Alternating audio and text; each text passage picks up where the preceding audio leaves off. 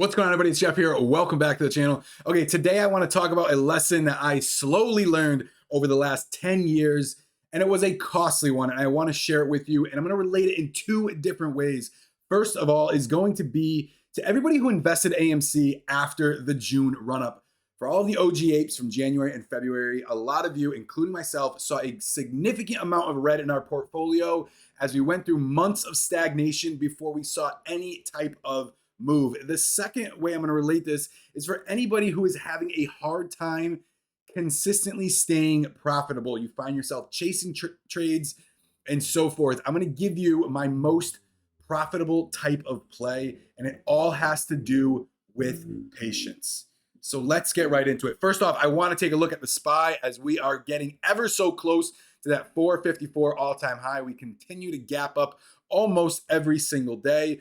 If we look at the intraday here, a nice rip right out of the gate, hung around that 42.50, saw a little bit of resistance. We tested it a few times, massive dip back down to 451. We tested again just recently, and we're staying around that 452 level as of now. Now let's get into these plays. I'm going to talk about two of them specifically, and then we're going to completely switch over to AMC. So first off, this was a play that I talked about yesterday. It was ticker symbol AVIR. This came across as a pre-market scanner. It was down 70%. It was a COVID pill phase 2. It was a failure. And I was looking for a quick pop as shorts closed their position on this one out of the gate. And I told everybody to wait until that 1180 move. If you look back over at this stock, and I'm going to zoom in because it was yesterday, you can see that it was hanging around right here about 1115. If we zoom out to the 5-day, 5-minute chart, this stock consistently hung at $43.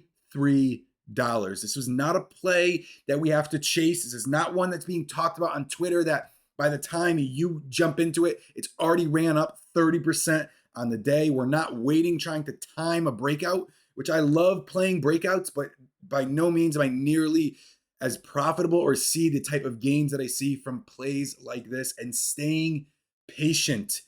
All right, you got to think about this right here at 43 to 40, let's say $40 to $43. There are a lot of short sellers in here that are going to be looking to get out as they are insanely profitable. It hit a low of 932. I think it was the highest drop. I think it was like 75%. So you got to think these shorts are 75% positive on their position. Now, this isn't like a long where you could buy a stock at $1, it goes to $10, and you're 1,000%. Your highest probability in a short is 100%, and that's if the stock goes to zero. So when you're up 75%, you can imagine these guys are going to get out profitably. And it was very simple. Wait for it to show you, and you can add on it. There was massive amounts of volume, and you ride it up going. And if yes, because it was an issue, this play is going to take some time, and it's going to need news and catalysts to bring it back up. But to see the gains that we had from 1180, all right, let's just say it's $12. I think it was about 450 gains. And like I said, it was just a $10 stock.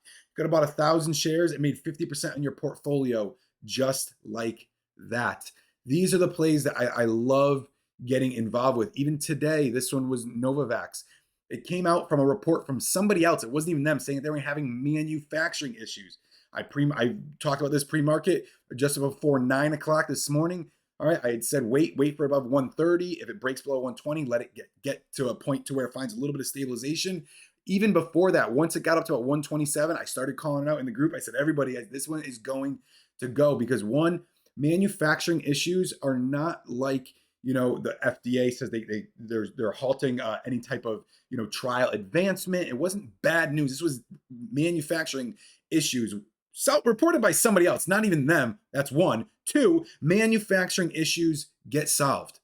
Okay, it's not a career ending. It's not a drug ending. They get solved. And secondly, you could see the support here at about 117. A little bit of a dip below after hours yesterday, but that solid support at 117. We bounced off again pre-market, and anybody who is short in this position at 160 is going to see $30 gains. It was down over 20% at some point.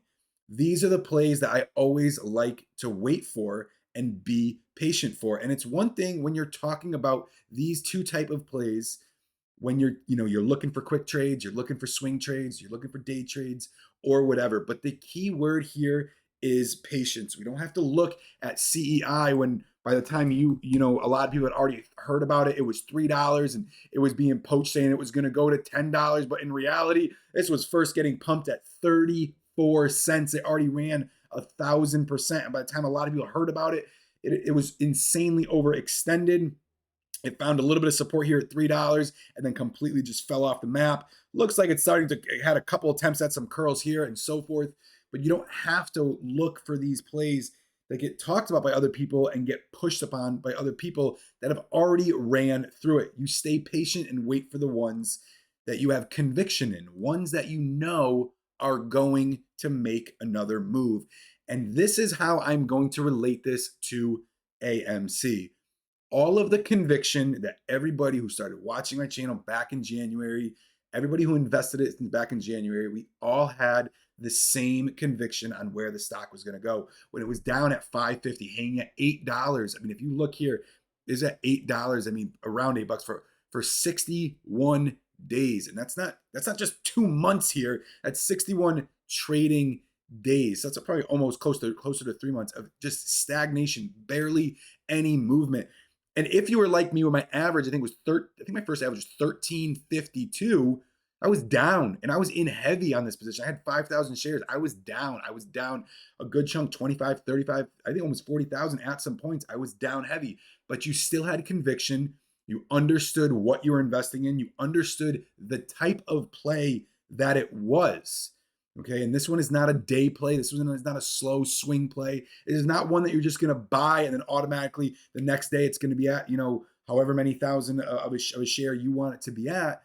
It's going to take a little bit of time to get moving. And that's why I say patience and conviction, but more importantly, patience is going to be your biggest advocate moving forward. There's another thing I want to talk about when it comes to AMC, and actually somebody else had mentioned this a lot, way earlier than I did, referring to this almost as a Tesla type squeeze, a slow type squeeze. And that's exactly what I see AMC moving at, especially because a couple of different factors. It does have a bigger float. It's not a low float stock, all right, like some of these, 10 million, 30 million shares, to where they can literally just get hit so insanely and there's low volume. They can move these massive amounts, in such a short period of time. AMC has a little bit more. It's going to take a little bit more time to continue to move higher. But if we look at Tesla, and this is just looking at the yearly chart, but let's zoom out to the 3 years as a low of 35.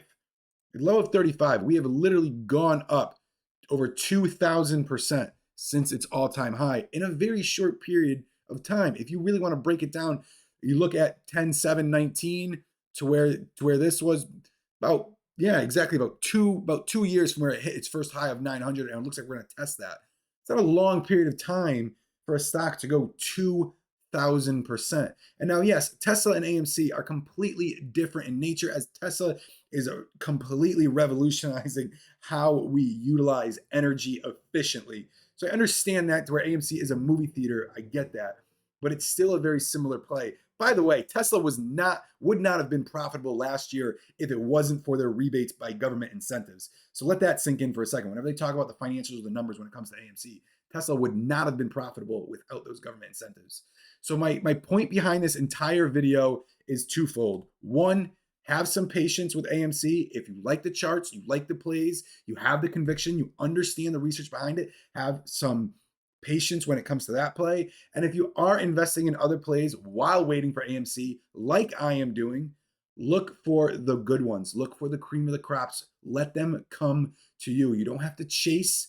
Look for plays that are oversold. Understand the news behind it, the catalysts that are behind it, and invest in those. Those are the ones that you can go really heavy on. I go heavy on them right out of the gate because you know that they're going to come back.